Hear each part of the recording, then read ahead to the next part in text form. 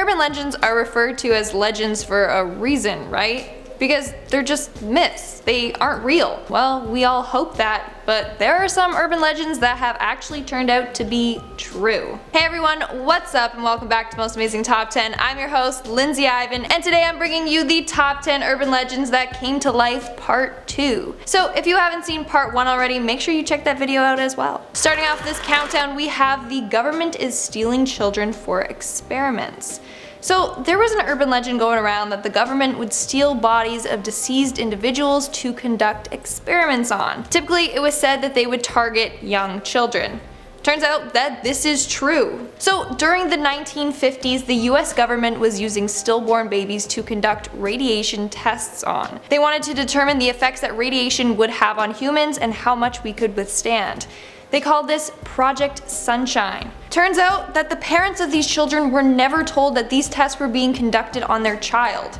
Very sad and unethical. In our 9th spot, we have death by an elevator. For many years, there's been multiple urban legends surrounding elevators, saying that if you get caught between the doors, then you'll be chopped in half. I certainly believed this when I was a kid. Definitely a legend that will make you want to take the stairs. So, turns out that there is some truth to this legend.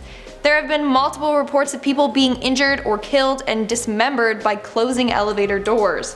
One instance was in 2015 when the elevator doors closed on a man's leg and crushed it completely, shortly after he passed away. Now, one of the more disturbing instances involves the man Hitoshi Christopher Nakado. Hitoshi boarded an elevator that was apparently out of service, however, that sign got removed. As soon as he entered, the doors closed on him and he was pinned between the doors as the elevator started to rise. His head ended up being sliced in half while his left ear, lower lip, and jaw remained attached to his body. And unfortunately, a woman who was also in the elevator witnessed this horrifying event and had to remain in the elevator with the head for an hour before she was rescued. Coming in at number 8, we have the alligators in the sewers. So there are so many legends saying that the sewers in New York are crawling with alligators. In fact, there have been countless fake claims of people reporting that they saw an alligator crawl out of the sewers. This urban legend states that a New York couple brought back baby alligators while vacationing in Florida. You know, the typical souvenirs. Eventually, they flushed these gators down the toilet and they made a family of their own in the sewers under the city. Now, of course, this story is false. However, a woman by the name of Joyce Hackett indeed witnessed an alligator in New York and captured a picture. After a terrible storm in New York left all the storm drains and gutters flooded, an alligator was seen roaming the streets. It was about a 2-foot alligator that they assumed got flooded out of the sewers from the storm. Thankfully, it posed no harm to the citizens. Moving on to number 7, we have the hotel room corpse. Who doesn't love going on a nice vacation? It's time to escape work, distress, and relax. But maybe you should always inspect your hotel rooms before you decide to spend the night there. So around 1991, an urban legend arose that a couple vacationing in Las Vegas found a dead body under their hotel room bed. Turns out, this has really happened to multiple people across the world. All of these individuals started to notice a weird odor emerging from under their bed. When they inspected it, they found a dead body. In 1999, a couple was vacationing in Atlantic City when they discovered they were sleeping on a mattress that contained a body. In 2010, a couple in Memphis found the body of the missing person, Sony Millbrook, under their bed. They also found fabric softener sheets shoved in the ceiling tiles to try and hide the smell. Terrifying. I mean, it's already weird enough sleeping on a mattress that thousands of other people have slept on, but sleeping over a dead body, that's crazy. In our 6th spot, we have the wrongly pronounced dead. Anyone out there have a fear of being presumed dead and then buried alive? Well, it's happened before, multiple times actually, but I'm not going to talk about being buried alive. I did a video on that though if you want to go check it out. So this is the urban legend surrounding individuals who have been pronounced dead only to end up waking up either during their autopsy or waking up in those drawers in a morgue. Pretty terrifying. Well, this has happened before. In 2007, a man by the name of Carlos Camillo woke up to a knife being dug into his skin during a post-mortem. Carlos was declared dead after a terrible car accident, only to wake up being cut open. We are now at our 5th and halfway mark with the Halloween decorations. Now there are so many urban legends about people or attraction sites using real dead bodies as Halloween decorations. As a result, they blend in and look like seemingly regular scary Halloween props. Well, that's exactly what happened for this next case.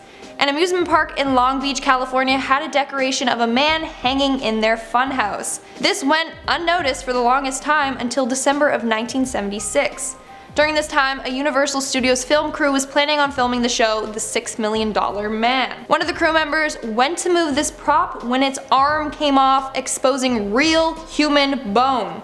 That's when they discovered this prop was indeed a real man. Turns out it was a man named Elmer McCurdy who was shot and killed as a result of his criminal past. I mean, how many people went through that funhouse and saw or touched that man's body? I don't even want to know. In our 4th spot, we have the killer cop. So this urban legend is about a killer who disguised himself as a cop to trick a woman into letting him in her home. Similar to like the beginning of Home Alone when the robbers used this technique to like scout out the next house that they were gonna hit. But anyways, the officer warns her of a serial killer that's on the loose in the area. She eventually lets the police officer into her home where he stabs her and slits her throat. Well, turns out there is a real life serial killer that used this same tactic. The man's name was Kenneth Bianchi, who alongside his cousin would impersonate police officers to murder women. They would drive around LA with fake badges saying they were undercover cops. They would then trick girls and end up killing them. Now, Kenneth wasn't the only one to do this. Ted Bundy also attempted to pretend to be a cop to kill women. He would refer to himself as Officer Rosalind. In 1974, he tried this with a woman named Carol Durant. Bundy responded to a call that Carol's car was broken into. He asked her to accompany him to the station. When in the car, he attacked her and put handcuffs on her. Thankfully, she got away. At number 3, we have the Slave Master. Remember when chain letter emails were a thing? Like, forward this to 10 people or else you will die. Well, better forward it, don't want to take any chances. Well, back in the day, people received a different type of chain email. This one would warn them of a person by the name of Slave Master. The email said that if this person contacts you, never respond or you could be killed. Turns out this urban legend is completely true. So, Slave Master was a user by the name of John Robinson. Basically, he would contact women using this name and would claim he was a wealthy businessman looking for a submissive girl to spoil. He claimed he would take them on trips and give them a better life. As a result, he ended up murdering multiple women. He was caught when the police found bodies of these women in barrels on his farm and in his storage locker. Like, Slave Master is a pretty spooky name. I don't think I would fall for it. Coming in at number 2, we have Charlie No Face. So this urban legend has its roots in Pennsylvania. Basically, the story goes that if you are walking alone at night on a quiet street, then you will encounter Charlie No Face, a man with a disfigured face.